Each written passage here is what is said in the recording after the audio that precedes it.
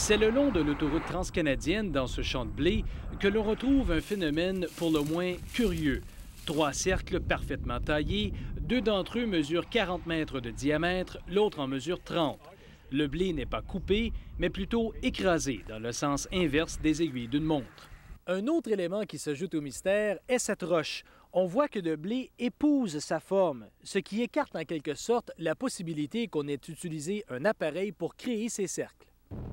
Du haut des airs, les cercles sont encore plus précis et ressemblent étrangement à ceux qui ont été rapportés aux 4 coins du globe. Au sol, les curieux sont nombreux et leurs opinions sont tout aussi divergentes. C'est fait par une machine, dit cet homme.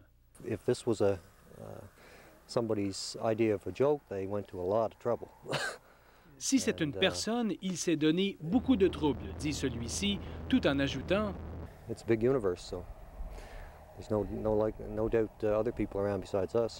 que l'univers est grand et que nous ne sommes probablement pas seuls.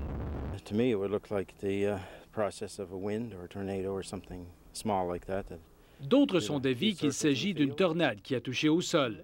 Le propriétaire du terrain, John Visser, n'a pas voulu nous accorder une entrevue, mais il dit croire à la théorie de la tornade.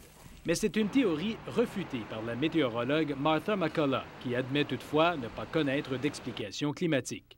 Une tornade cause plus de dommages que ça, mais pas une petite surface comme ça. Reste donc la possibilité qu'un objet volant non identifié aurait atterri dans ce champ de blé. Cette théorie-là est à vous de décider. Michel Godbout, Radio-Canada, Crapaud.